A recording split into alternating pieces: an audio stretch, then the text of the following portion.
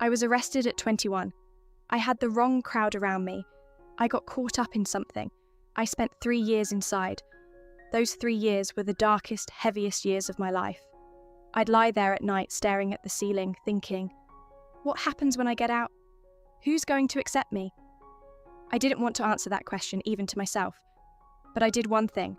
I read. Every single day. There was a library inside. Small, old, covered in dust. But I went there every day. I read law. I read psychology. I read economics. Because I had nothing else. I had time, and I refused to waste it. When I got out, I was a different person. But the world didn't know that.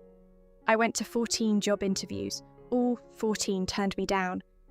You have a record, they'd say. Some wouldn't even look me in the eye. I'd walk out the door, stop on the sidewalk, and stare up at the sky. No anger, no tears, just one question. So, now what? I answered it myself. If no one will hire me, I'll hire myself. I started fixing small things around the neighbours' houses. For free. Because I had no name, no reputation, no trust. I worked for free for 3 months. Then the neighbours started telling other people.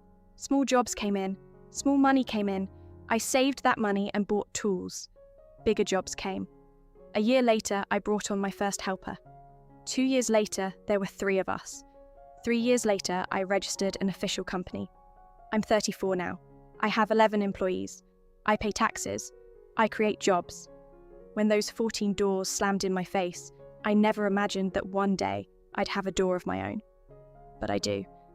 Have you ever had a door slammed in your face?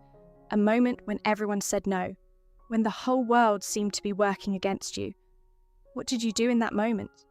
Did you walk away, or did you find a way to keep going? Tell me in the comments below, because your story might be exactly what someone else needs to hear today.